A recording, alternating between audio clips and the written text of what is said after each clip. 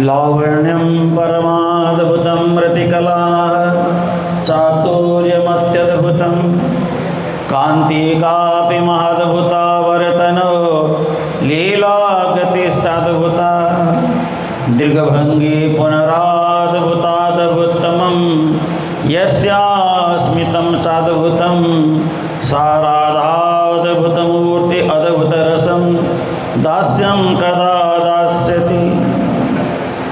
मेघानाद घटा घटा घट घटा घाटा घटा दुर्घटा मंडूकस्य बको बको बक बको बाको बको बको विद्युज्योति चकीमकी चकमकी चाकीमकी दृश्यते इत्थं नंदकुमार गोपवनिता वाचस्पति पाहि मां। निजानंद को सिमिर के सदगुरु का कर ध्यान सुंदर साथ के चरण में दास करें प्रणाम। बार बार विनय करो सुंदर साथ से सेवक सेवा भाव में बाढ़े प्रेम सने सेवक सेवा भाव में बाढ़े प्रेम सने।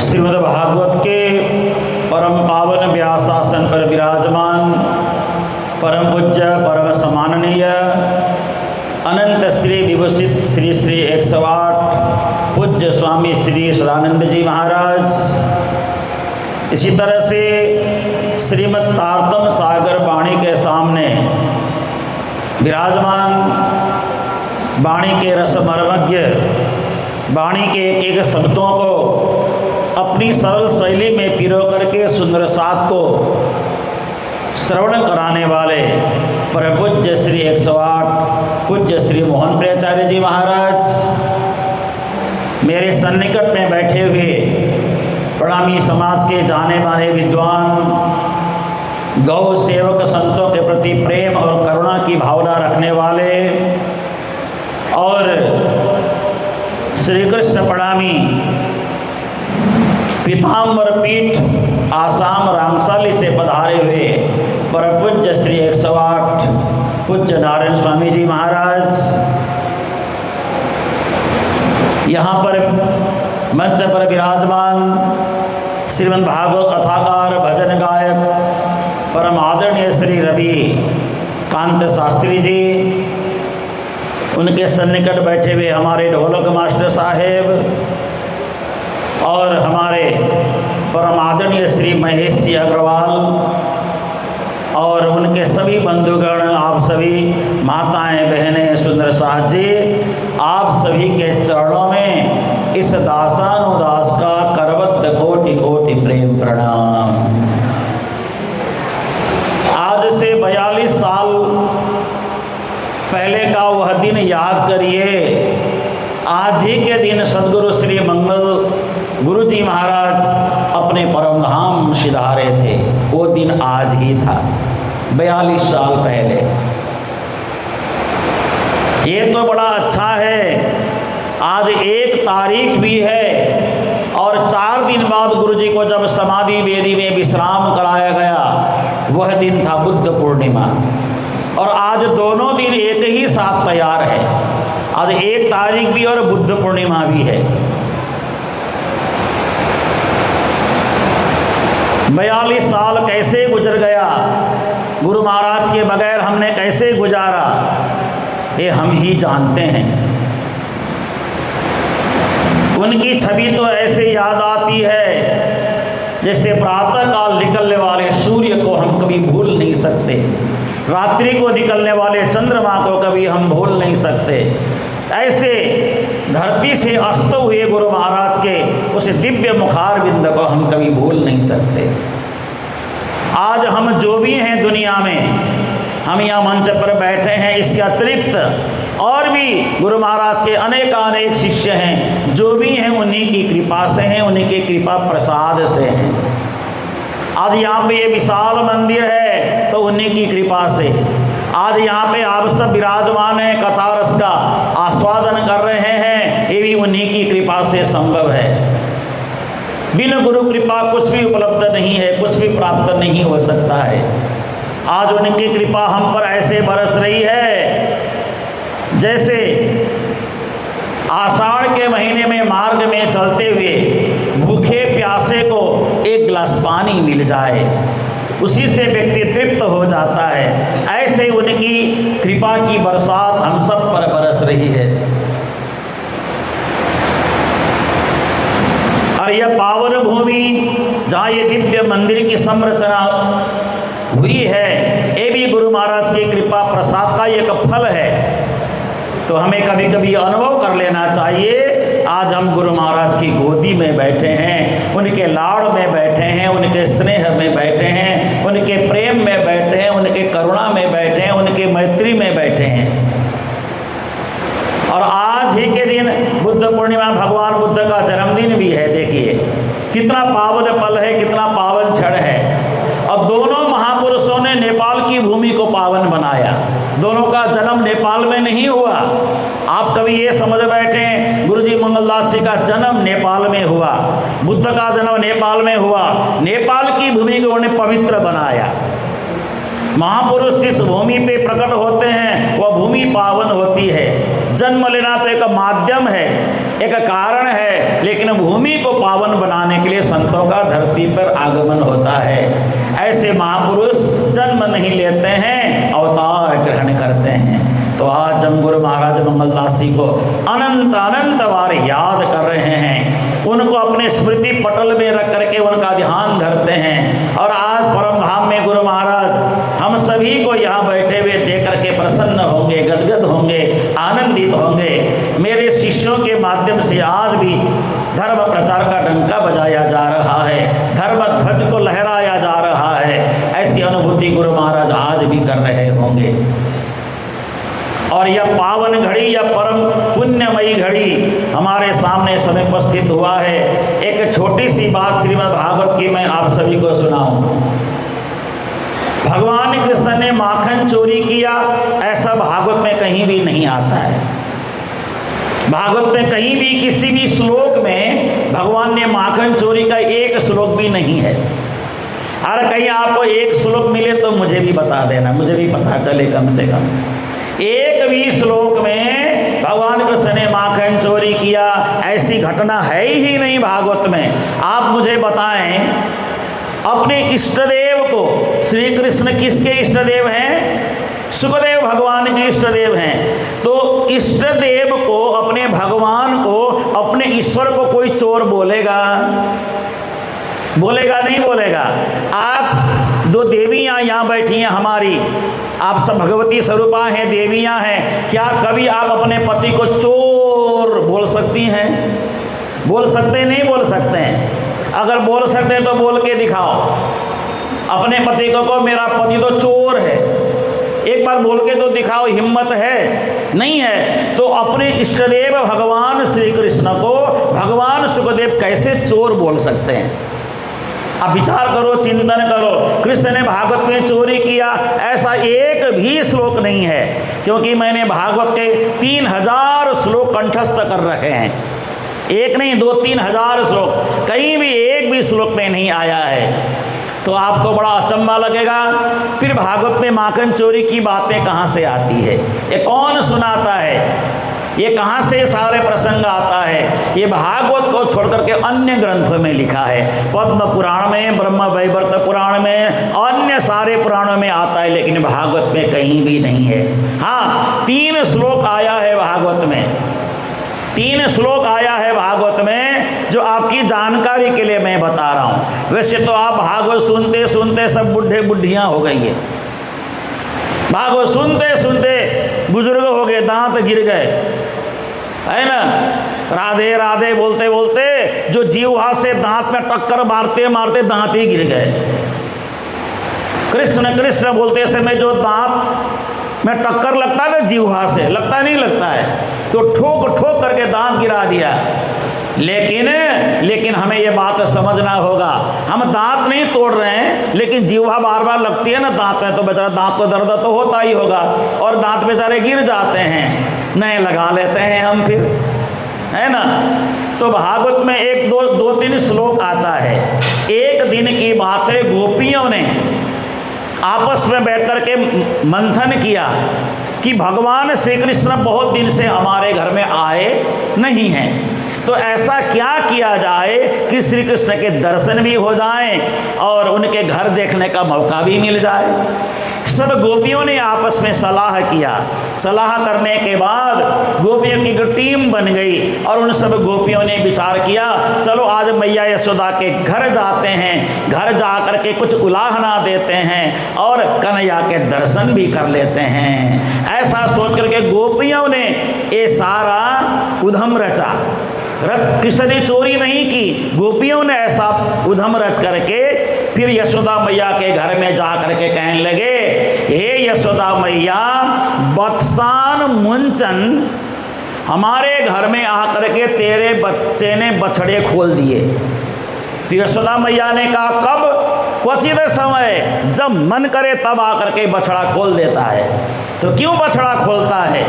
बछड़ा का मतलब होता है जीव आत्मा, और गाय है ब्रह्म स्वरूप परमात्मा, जिसके थन से दूध निकलता है। तो ब्रह्म के थन से निकलने वाले दूध को बंधन से मुक्त करके बछड़े रूपी जीव आत्मा को गैया का दूध पिला रहे हैं भगवान कृष्ण। ये भागवत का प्रसंग है। देखिए, बत्सान मुंचन क्वचित समय, रोज नहीं, कभी कभी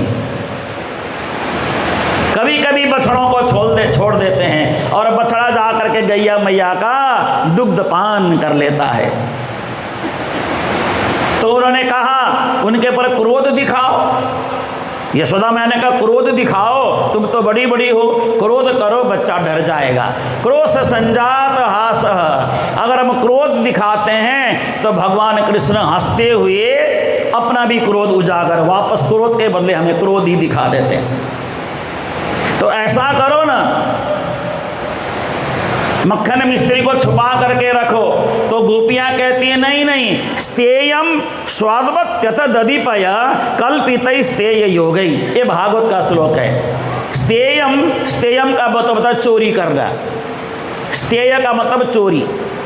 कैसे चोरी करते हैं? स्वादवती दही, जो स्वादिष्ट दही है, मक्खन है, हम छुपा के रखते हैं, उसके भगवान कृष्ण चोरी कर लेते हैं। ये गोपियां कह रही हैं, कृष्ण ने चोरी नहीं किया है। और इतना ही नहीं, मरकान भोक्षण, बंदरों को भी खिला देते हैं भगवान। मरकान यानी बंदरों को, भोक्षण बंदरों को भी खिला देते हैं। विभजति सचेन नाति भांडम मिंडती। इतना ही नहीं, और उसको मटकी को उठा करके जमीन पे पटक करके मटकी भी तोड़ देते हैं। अब इसका बहुत गहरा अर्थ है, बहुत गहरा डीप अर्थ है, लेकिन मैं अभी आपके सामने सब डीप अर्थ सुना नहीं पाऊंगा, समय को ध्यान में रखते हुए।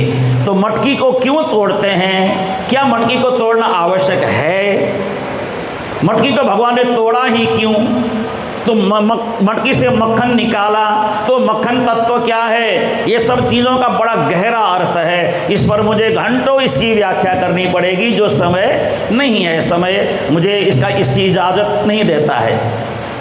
और दूसरी गोपी खड़ी हो गई, द्रव्यालाभे सगृह कुपिता, जिसके घर में मक्खन नहीं है, दही नहीं है, मटकी नहीं है, तो भगवान श्री कृष्ण क्या करते हैं? गृह कुपिता, उस घर के साथ क्रोध व्यक्त करते हैं। ए घर, तू घर नहीं, तू किसी का स्मशान घाट है, ऐसा बोल देते हैं। तो घर नहीं, ये स्मशान घाट में सब गोपियां रहती हैं, ये तो घर नहीं स्मशान घाट है, गृह कुपित। और इतना ही नहीं, उसके बाद कन्हैया क्या करते हैं? या त्युपक्रोश्य तोकान, सोए हुए बच्चे, गोपियों के जो सोए हुए बच्चे हैं, उनके ऊपर ऐसे लंबी सी सुई ला करके सबको चुभोते हैं और भगवान भाग जाते हैं। ये कौन कह रहा है? गोपियां यशोदा को शिकायत करती हैं। और ये 3 श्लोक है। मैं अभी 3 श्लोक की व्याख्या नहीं करूँगा, मात्र आपको ये बताना मुझे मन हुआ कि मैं आपको बताऊं कि भागवत में माखन चोरी का प्रसंग है या नहीं है, ये मैं आपको बताना चाहता हूँ। तो आगे 2 श्लोक हैं ना, और उन 2 श्लोक में ये लिखा हुआ है कि श्री कृष्ण हमारे घर में आकर के पीठ कोलू खलाद्य, नीचे पीड़ा ऊपर रख करके मटकी उतारते हैं, ये है वो सारी बातें श्लोकों में व्याख्या की गई है। और अंत में जब यशोदा मैया ने हाथ में डंडा लेकर के कन्हैया को पकड़ा और डंडा मारना चाहा, तो उस समय गोपी अंतिम में जाकर के बोलती हैं, नहीं नहीं कन्हैया ये कुछ भी नहीं करती हैं, ये तो हम कन्हैया के दर्शन करने के बहाने बोलने आए थे तुम्हें। एक बार ताली बजा दो कन्हैया के लिए। समझ में आई कि नहीं आई बात? अंत में गोपियां क्या कहती हैं? देखिए गोपियां, एवं धार्ष्य निशति कुरुते में हनादीनी वास्ते, भागवत में तो यहाँ तक लिखा है। समझ में आ गई बात? नहीं आई। में हनादीनी वास्तव का मतलब होता है, अरे यशोदा मैया हम अपने घर में सुंदर भगवान को पधराने के लिए जगह बना लेती हैं, लीप पोत करके बढ़िया बना लेते हैं, ऊंची ऊंची जगह बना लेते हैं, वहाँ पे कन्हैया बैठ जाते हैं और हा हा सुसु कर देते हैं। ये भी लिखा है उसमें, है भागवत में, लेकिन इसका भी अर्थ और कुछ होता है। मैं मम गृह ह नादिनी स्फुटम करोति, इस अर्थ में होता है। अब ये सब बहुत गहरी बातें हैं, इस पर अभी न जाएं। लेकिन एवं धार्ष्यन्यशति कुरुते मेहनादीनी बात, और अंतिम में आता है इत्थम स्त्री भी सभय नयना, जब डंडा लेकर के मारने को होती यशोदा मैया तो सारी गोपियां जाकर के कन्हैया को चारों ओर से घेर लेती हैं और उस समय कहते हैं, हे यशोदा मैया इनमें से जितनी शिकायत हमने की है इसमें से कन्हैया ने कुछ भी नहीं किया है, ये तो हम बहाना बना करके इनके दर्शन करने के लिए आए हैं। बोलो वृंदावन बिहारी लाल की। तो मेरा कहने का मतलब है हम कन्हैया को चोर न बनाएं, हम कन्हैया ने मक्खन चोरी किया करके बदनाम न करें। हाँ, कन्हैया ने अघासुर को कैसे मारा, बकासुर, तृणावर्त, पूतना, धेनुकासुर को कैसे मारा। आज जमाना बदल गया है, अब ये अघासुर, बकासुर, पूतना, धेनुकासुर अब भी हमारे भारत में बहुत घूम रहे हैं। इनको कैसे मारना है ये कन्हैया से सीखो, ये सीखो कन्हैया से। आपके बंगाल में भी है अघासुर, बकासुर, पूतना। हाँ, इन सबको कैसे संहार करना है और कीचड़ में कमल कैसे खिलाना है, ये बात सीखो आप लोग। बाकी सब छोड़ दो, तो है ना, अघासुर भी है, बकासुर भी है, पूतना भी है, धेनुकासुर है, इनका कैसे संहार करें ये भगवान कृष्ण के द्वारा सीखो। और जो गंदे से गंदे कीचड़ में कमल को खिला करके उस कमल के ऊपर भगवान को कैसे बैठाना ये सीखो, ये बहुत बढ़िया काम होगा। बंगाल कंगाल न हो जाए, बंगाल विकृति के पथ में आरूढ़ न हो जाए। बंगाल को कंगाल होने से बचाना है तो कीचड़ में कमल का फूल खिलाओ, और देखो वही कमल का फूल तोड़ करके जब भगवान के चरणों में अर्पण करोगे तो क्या होगा, भगवान उसी कमल के ऊपर ताथैया ताथैया ताथैया नाचना प्रारंभ करेंगे। देखिए, इसलिए कमल का फूल खिलाना बहुत आवश्यक है। कमल का फूल नहीं खिलेगा तो हम कीचड़ की गहराई में और ज़्यादा धंसते जाएंगे। कीचड़ में हमें नहीं धंसना है, हमें बंगाल की प्रगति चाहिए, हमें दार्जिलिंग की प्रगति चाहिए, हमें कालिम्पोंग की प्रगति चाहिए, है ना, हमें सिलीगुड़ी की प्रगति चाहिए। सिलीगुड़ी से मच्छरों को भगाना है, डेंगू को भगाना है, कलकत्ता से डेंगू मच्छरों को भगाना है। इसके लिए हमें क्या करना होगा, कमल खिलाएंगे तो कमल की खुशबू से, महक से सारे डेंगू भाग जाएंगे, सारे मच्छर भाग जाएंगे। हाँ, तो मेरे को बुलाया ही नहीं। लेकिन मैं ऐसे नहीं बैठा था, चंडीगढ़ में बैठ करके मैंने 4 मीटिंग की बंगाल में, 4 मीटिंगें चंडीगढ़ से ऑनलाइन मैंने की, कलकत्ते में मीटिंग की, सिलीगुड़ी में मेरी मीटिंग ऑनलाइन मीटिंग हो गई, और यहाँ मैंने सिलीगुड़ी में ऑनलाइन मीटिंग करके मैंने क्या किया, ऑनलाइन में मेरे पास 50-60 लोग जुड़े, उनको मैंने सिलीगुड़ी में प्रचार के लिए भेजा, कलकत्ते में भी प्रचार के लिए अंदर ही अंदर भेजा हमारे संगठन के लोगों को। मैं कहीं भी रहता हूँ तो अपने कार्य करता रहता हूँ, ये नहीं सोचना यहाँ क्यों नहीं आए। मैंने वहीं से ऑनलाइन मीटिंग की, कलकत्ते में मीटिंग हुई मेरी ऑनलाइन, यहाँ हुई, दार्जिलिंग नहीं हो पाई मेरी, और एक है आपका ये जगह का नाम है मालदा में मेरी ऑनलाइन मीटिंग हुई, और ऑनलाइन मीटिंग में 60-70-100 लोग मेरे से जुड़े, और उनको मैंने कहा हमें क्या क्या करना है। अंदर जा करके हमें काम करना है, किसी को पता भी न चले, काम भी हो जाए। हमने ऐसे काम किया और ये मेरी कुछ जिम्मेदारियां बनती थी। इसी संस्था में मैं जुड़ा हूँ और काम करता हूँ, मेरी जिम्मेदारी बनती थी और मैं उजागर नहीं करना चाहता था, लेकिन स्वामी जी ने छेड़ दिया तो मैंने भी आपको बता दिया। आपको 1 महीने पहले आना था बोलते हैं, मैंने 1 महीने पहले सब कर लिया था पहले ही। बोले वृंदावन बिहारी लाल की। बस छोटी सी बात कह करके मैं वाणी को विराम देना चाहूँगा। आपने भगत सिंह का नाम सुना है, सुखदेव का नाम सुना है? 3 लोगों को एक साथ शहीदी कर दी गई थी। कौन कौन थे? कौन कौन थे? सुखदेव जी, भगत सिंह और राजगुरु। तो सुखदेव जी के विषय में छोटी सी बात बताता हूँ। मुझे ये बताए बगैर बेचैनी होती है, गले में खुजली हो जाती है। जब किसी शहीद की बात में किसी मंच में न करो तो मैंने सोचा आज मेरा भोजन हजम नहीं हुआ। हाँ, तो सुखदेव जी को जब शहीद में ले जाने लगे तो सुखदेव जी ने माँ से मिलने की आशा की।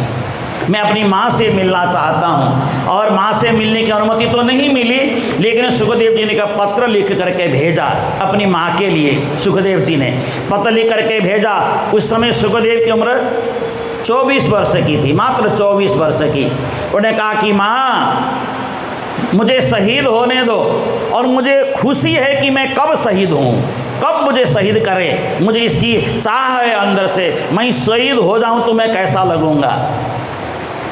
और माँ एक बात मेरा ध्यान देना, जब मैं शहीद हो जाऊंगा, जब मेरा शरीर प्राण विहीन हो जाएगा, तो जब मेरी लाश को उठा करके घर में लाया जाएगा, उस समय मेरे मरे हुए शरीर के ऊपर हाथ में मेहंदी रचा देना मेरी माँ।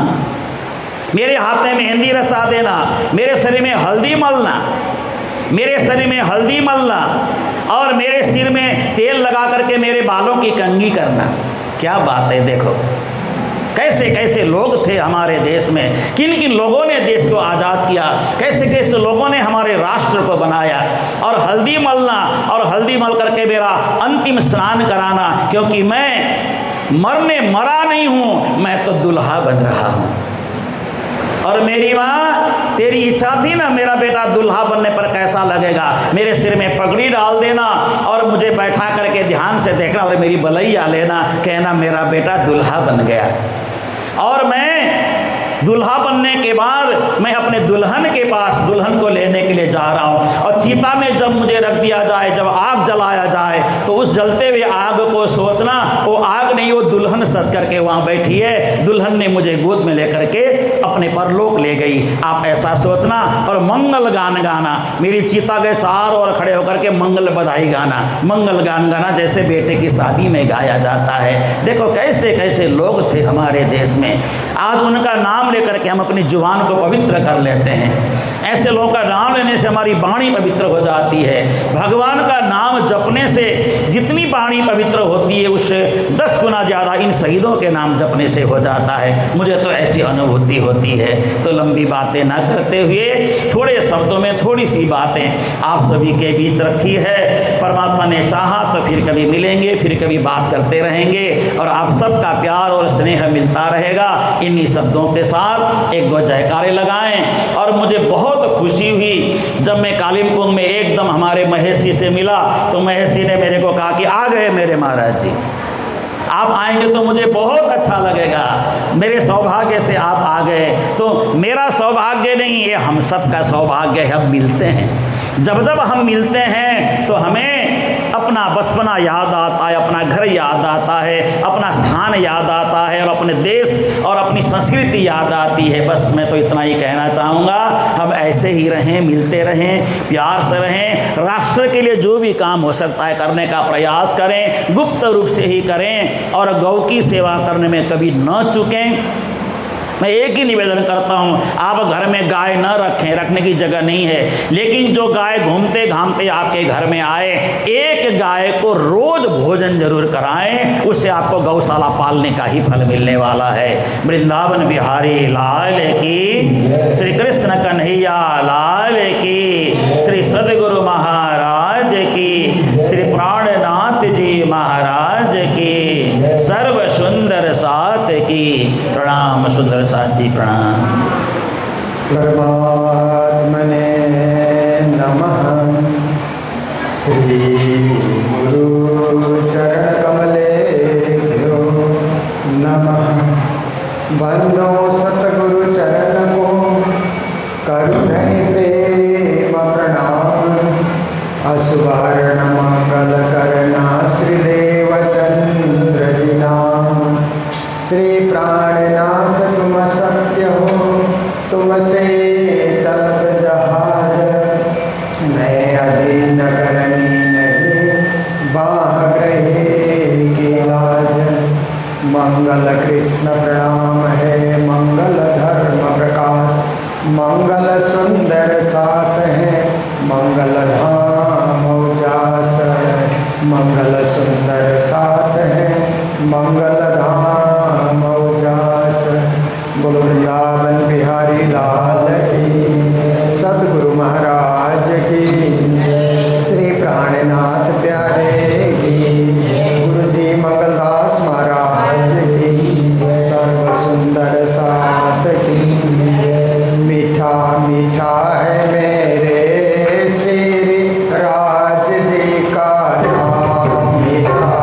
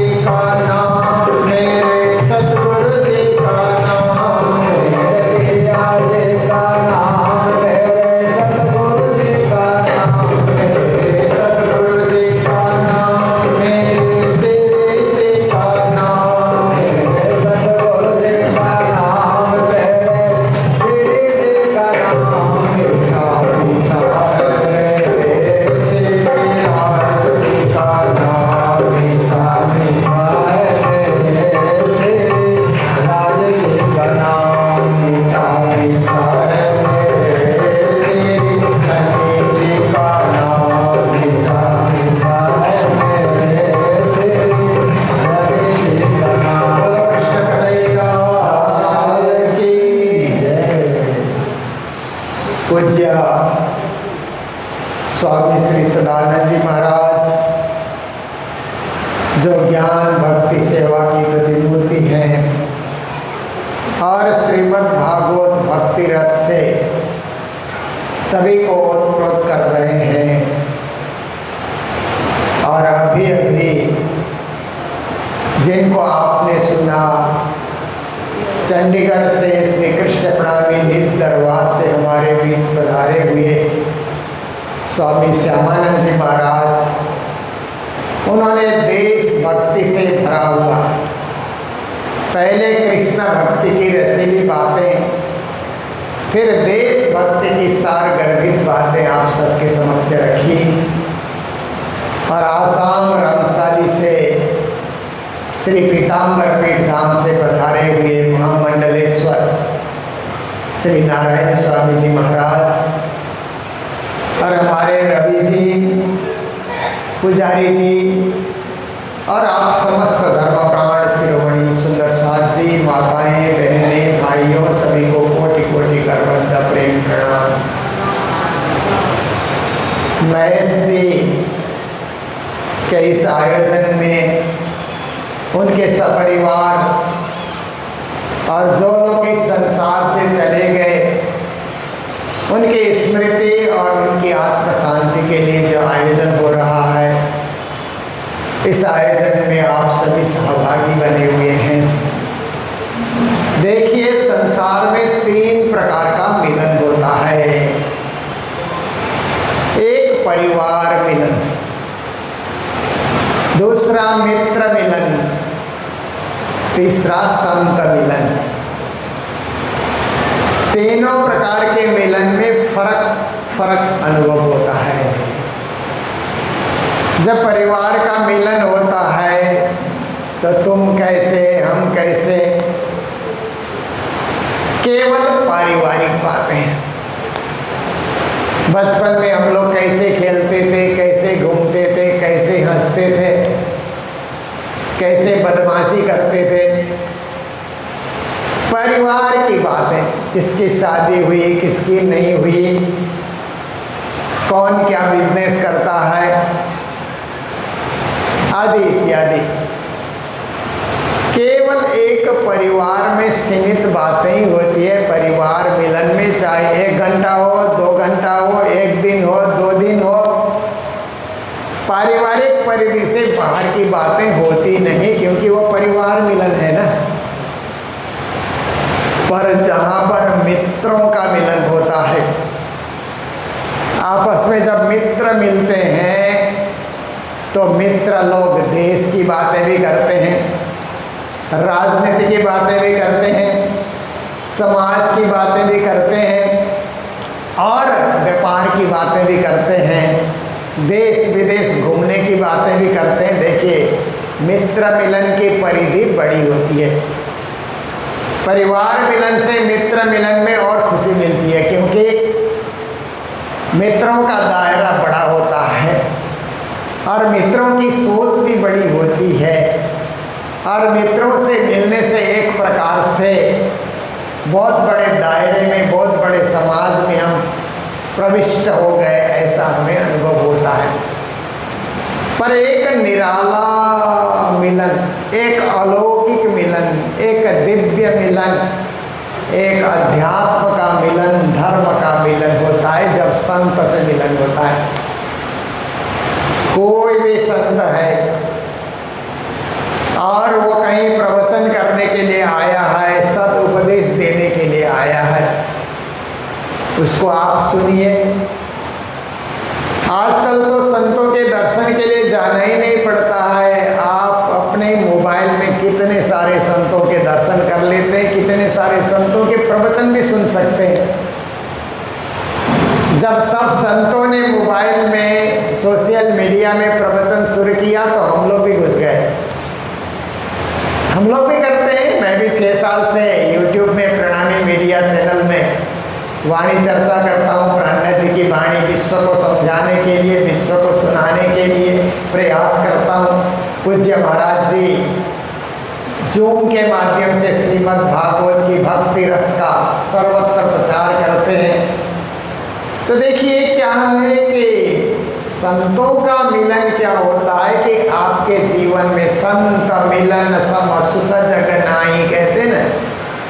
संतों के मिलने से हमें पारिवारिक बातें नहीं करनी पड़ती, क्योंकि संत परिवार में होते नहीं, परिवार को त्यागने से ही संत होते हैं।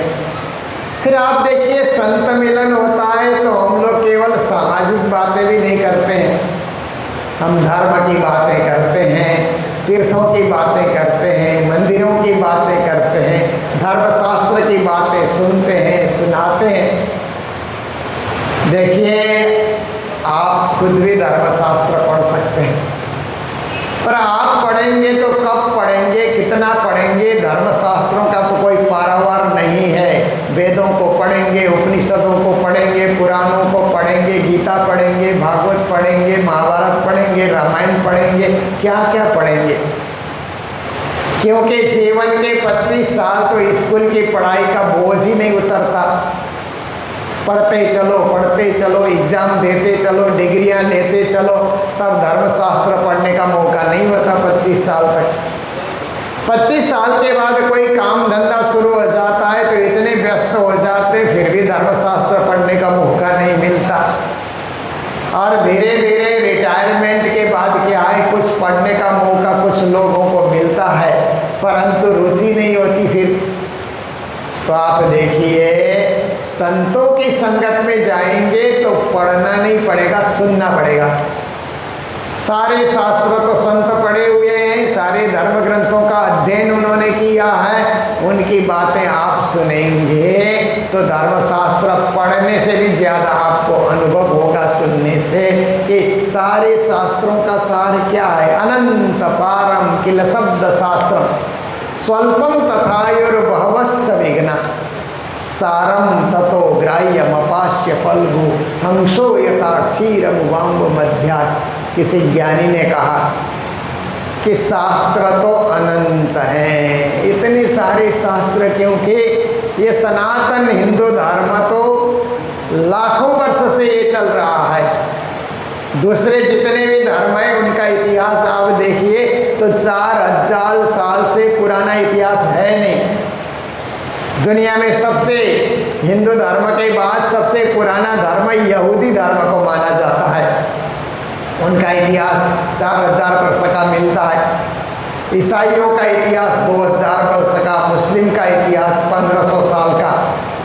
और हिंदू धर्म के अंतर्गत ही उत्पन्न होकर के जो दुनिया में प्रचार कर रहे हैं, जैसे बौद्ध धर्म, जैन धर्म है, उनका भी 2500 साल का ही इतिहास है। अब देखिए जितने भी दुनिया में धर्म है सबका 4000 वर्ष से पुराना किसी का इतिहास नहीं है, पर हिंदू धर्म का, वेदों का, ये हिंदू सनातन संस्कृति का कितने साल पुराना है इसका कोई अंदाज नहीं, इसका कोई हिसाब किताब नहीं। तो इतने सालों में कितने ग्रंथ लिखे गए, और इतने सारे ग्रंथ क्यों लिखे गए तो आप देखिए कि हमारे देश का संविधान जो बना है, अभी तो 80 साल से हम देश आज़ाद मान रहे हैं ना, तो 80 साल से जो संविधान बना उसका 102 बार अमेंडमेंट हो चुका है, संशोधन हो चुका है, बार बार संशोधन होते रहता है। तो लाखों साल से हिंदू धर्म चल रहा है, तो हिंदू धर्म में शास्त्र भी तो वो विधान है ना, हिंदू धर्म का विधान है, उसमें अमेंडमेंट तो वक्त वक्त में ऋषि मुनि महात्मा ज्ञानी ध्यानी करते ही रहे हैं, इसलिए हमारे इतने शास्त्र हो गए।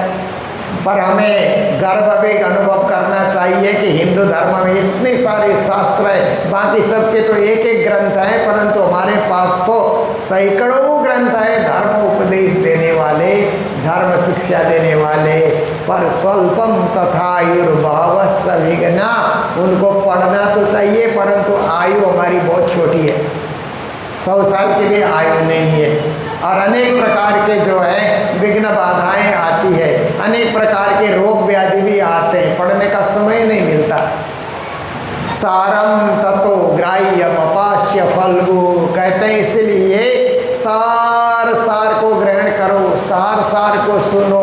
तो सबका सार क्या है? गीता। सारे हिंदू धर्म के जितने भी शास्त्र हैं उनका सार है श्रीमद् भगवत गीता, जो 700 श्लोक में हम देख सकते हैं, पढ़ सकते हैं, उसको आप कोई भी पढ़ सकता है। हर हिंदू को गीता का अध्ययन तो होना ही चाहिए, क्योंकि हिंदू धर्म का सार उसी में श्री कृष्ण ने समेटा है, और जो असार है उसको छोड़ देना चाहिए। जैसे गन्ना हमको मिलता है ना, तो उसका रस हम लोग चूसते हैं, उसके छिलके को हम फेंक देते हैं, ऐसे ही अनेक वहाँ पर कर्म कांड उपासना की बातें लिखी होती है, परंतु केवल ज्ञान खंड और भक्ति खंड को आप ग्रहण कीजिए, बाकी को आप छोड़ दीजिए। हंसो यथा क्षीरमुबाम्बु मध्यात्, कहते हैं राजहंस जब मान सरोवर में घूमता है तो दूध डाल देने से दूध को पीता है, पानी को छोड़ देता है।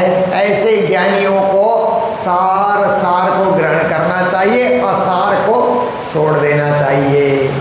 तो महामती स्वामी श्री प्राणनाथ जी महाराज, जिनकी वाणी तारतम सागर, तारतम वाणी कहा जाता है, उसमें भी सारे शास्त्रों का सार लिया गया है। इतना ही नहीं, शास्त्रों का सार लिया गया, परंतु शास्त्र ने जिस पूर्ण ब्रह्म परमात्मा की परिभाषा कम शब्दों में की है, शास्त्रों में नहीं है ऐसा तो नहीं कहना चाहिए, क्योंकि प्राणनाथ जी खुद बोलते हैं, जिन जानो शास्त्रों में नहीं है शास्त्र में सब कुछ, पर जीव सृष्टि क्यों पावहीं, जिनकी अकल है तुच्छ। प्राणनाथ जी ने स्वयं बताया कि शास्त्र में नहीं है, ऐसा न कहो, शास्त्र में सब कुछ लिखा है, परंतु जीव बुद्धि जो होती है ना वो तुच्छ बुद्धि होती है, इसलिए धर्मशास्त्र के मर्म को नहीं समझ सकते।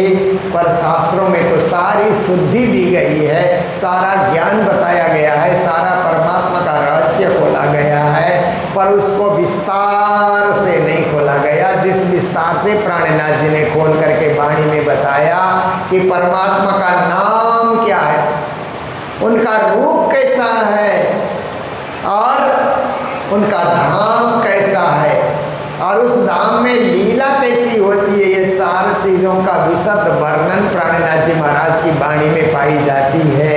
और उसके कहने में प्राणनाथ जी कभी रुकते नहीं हैं कि एक चौपाई बोल करके रुक गए, अनेक अनेक से हजार चौपाई से भी अधिक चौपाइयों में परमात्मा की रसमयी भक्ति की बात, रसमयी लीला की बात और परमात्मा के उस दिव्य परम धाम का विशद वर्णन, विशद व्याख्या, वहाँ का आनंद, वहाँ की दिव्यता, वहाँ की भव्यता, वहाँ का जो है सच्चिद आनंद का एकदम दिव्य स्रोत, ये सारी चीज़ों की उन्होंने व्याख्या की है। फिर कहते हैं तो आपे न्यारी होत है, प्यू नहीं तुझसे दूर, पर्दा तू ही करता है, अंतर न आड़े नूर। कहते हैं अरे भक्त, अरे साधक, अरे सुंदर साथ, तुम खुद परमात्मा से दूर हो रहे हो, परमात्मा तुमसे दूर नहीं है। कभी कभी क्या होता है कि सूर्य के प्रकाश से हम खुद दूर होते हैं ना, हम घर के अंदर छुप जाते हैं, ज़्यादा धूप है बाहर नहीं निकलना है, ऐसा करके हम घर में छुपे रहते हैं, तो सूर्य के प्रकाश से हम खुद ही दूर हो गए। सूर्य ने हमको दूर नहीं किया, दूर दूर तक सूर्य ने प्रकाश भेजा, परंतु हम घर में छुप करके, एसी में छुप करके बैठे रहे, तो हम ही उससे दूर हो गए ना, सूर्य ने हमको दूर नहीं किया। ऐसे ही परमात्मा अपनी कृपा से, अपनी दृष्टि से किसी भी सुंदर साथ को, किसी भी भक्त को दूर नहीं करते, तुम आपे न्यारी होता है, आप खुद दूर हो जाते हैं। हम भक्ति से खुद ही भागते हैं, भक्ति करने से डरते हैं, भक्ति करने से न जाने किस बंधन में हम फंस जाएंगे, ऐसा हम सोचते हैं। पर भक्ति तो जीवन का आनंद है ना, भक्ति आत्मा का आनंद है, भक्ति परमानंद है। भक्ति से आया हुआ आनंद कभी समाप्त नहीं होता, संसार में चीज़ों से आया हुआ आनंद समाप्त हो जाता है। खाने में आनंद आता है, थोड़ी देर में पेट भर जाता है, आनंद वहीं समाप्त हो जाता है। सोने में आनंद आता है, नींद पूरी होने के बाद बिस्तर जल्दी से छोड़ने का मन करता है। कपड़ा पहनने में आनंद आता है, गर्मी लगते ही छोड़ने, उसको उतार देने का मन करता है। दुनिया का आनंद क्षणिक है, आता है जाता है, परंतु परमात्मा की भक्ति का आनंद एक बार जीवन में आ जाए, आयो आनंद अखंड घर को श्री अक्षरातीत भरता। परम धाम का आनंद, भक्ति का आनंद, प्रेम का आनंद एक बार आपके जीवन में उतर आया, वो बना रहेगा, वो कभी टूटता नहीं है। तो मैं देखता हूँ सिलीगुड़ी में हमारी बहुत सारी माताएं, कुछ भाई लोग भी हैं, मंदिर रोज आने का उन्होंने नियम बना लिया कि अब रोज मंदिर के दर्शन करेंगे। तो सर्दी में भी आती है, गर्मी में भी आती है, ठंडी में भी आती है, बरसात में भी आती है, क्योंकि वो अपना नियम भंग होने नहीं देती है, रोज़ आना। क्योंकि उनको मंदिर आने से और मंदिर में मंगला आरती के दर्शन करने से, चर्चा सुनने से, या मंदिर आकर के परिक्रमा करने से, मंदिर का प्रसाद चरणामृत लेने से एक आत्मिक सुख मिलता है। इसलिए आत्मिक सुख से वंचित होना नहीं चाहती है। और घर में कभी बीमार हो करके, बूढ़े हो करके कभी बैठे, तो बच्चों को भी कहती है कि मंदिर जा करके मेरे लिए प्रसाद दे करके आना। ये है एक बार जीवन में आनंद आया, वो आजीवन बना रहेगा, और वही आनंद आपको परमानंद की ओर लेकर के चलता है। हमें उस परमात्मा के आनंद को पाना है, उसी को परमानंद कहा जाता है। आत्मानंद ही परमानंद में बदल जाता है। इसीलिए भक्ति करते हुए निराश होकर के भक्ति न करें, नाराज होकर के भी भक्ति न करें। जैसे कभी कभी घर में क्या होता है कि घर में सेवा पूजा है, माता पिता व्यस्त हैं, तो बच्चों को बोल देते हैं ना, बच्चों आज आप लोग पूजा करिए। तो तो बच्चे लोग नाराज़ हो जाते हैं कि हम पूजा कैसे करेंगे, हम क्यों करेंगे, ऐसे हो जाते हैं ना, क्योंकि वो नादान है, उनको अभी कोई ज्ञान नहीं है, इसलिए बच्चे नाराज़ होते हैं। परंतु ज्ञान प्राप्ति के बाद कभी पूजा करने का मौका मिले, आरती करने का मौका मिले ना, तो आपको खुशी मिलती है और परमात्मा के चरणों में जाकर के खुश होना चाहिए। नाराज़ तो संसार में हम रोज़ होते ही हैं, क्योंकि नाराज़ दुनिया में लोग करते ही करते हैं। आप कितना ही खुश हो करके चलिए, कोई ना कोई आपको नाराज़ कर देगा, कोई ना कोई आपको कटु वाक्य सुना देगा, कुछ ना कुछ बोलेगा। पर परमात्मा के मंदिर में तो आपको सुंदर साजी भक्तजन आपकी स्तुतियाँ की जाती है, आपका स्वागत किया जाता है, आपको बैठने के लिए स्थान दिया जाता है, आपका आदर किया जाता है, सम्मान किया जाता है। कोई किसी का मंदिर में अपमान नहीं करता है, हर कोई सम्मान ही सम्मान करता है, क्योंकि ये तो परमात्मा का द्वार है ना। इसलिए प्यो नहीं तुझसे दूर, परमात्मा कभी हमसे दूर नहीं है, हमने दूरी बनाई है। पर्दा तू ही करता है, कहते हैं ये माया का पर्दा, हमारे और परमात्मा के बीच में पर्दा क्या है, ये माया है। ये माया का पर्दा भी हमने ही डाला है, परमात्मा ने नहीं डाला पर्दा, तू ही करता है, आपने ही ऐसा काम किया। अंतर न आड़े नूर, परमात्मा के प्रकाश के आगे कोई अंतर नहीं है। परंतु प्रकाश को भी कभी कभी हम क्या करते हैं कि शाम की बेला होती है न, तो घर में खिड़कियों में पर्दा हम खुद करते हैं। मैंने देखा विदेश की यात्रा में, मैंने देखा इंग्लैंड में, मैंने देखा कि ये जो समर का समय आता है ना, तो रात को 10 बजे तक धूप लगती है वहाँ पर। सुबह 4 बजे से धूप शुरू होती है और रात के 10 बजे तक धूप होती है, तो सोने का समय होता है। बाहर तो धूप है, दिन जैसा ही लगता है, तो पर्दा लगा करके सोते हैं। हम लोगों को भी कहते हैं आप भी पर्दा लगा करके सोइए, नहीं तो नींद ही नहीं आएगी। आप देखिए, नींद को बुलाने के लिए पर्दा हम नहीं किया, परमात्मा ने पर्दा नहीं किया, पर पर्दा हमने किया, क्योंकि हमको सोना है, आराम करना है, विश्राम करना है। पर हम ऐसा सोचे हैं कि हमें परमात्मा की भक्ति करनी है, तो पर्दा लगाने की कोई ज़रूरत नहीं है। निज नाम का जप करना है, उनका ध्यान स्मरण करना है, तो पर्दा लगाने की ज़रूरत नहीं है। केवल माया के कार्यों के लिए माया का पर्दा डाला जाता है, उनकी भक्ति के लिए कोई पर्दा करने की ज़रूरत नहीं है। अंतर न आड़े नूर, परमात्मा के प्रकाश के आगे कोई अंतर नहीं डाल सकता है। तो ऐसी अनन्य परा प्रेम लक्षणा भक्ति में हम सब लोग संलग्न हुए हैं और हमारा एक ही ध्येय है, मोक्ष पाना।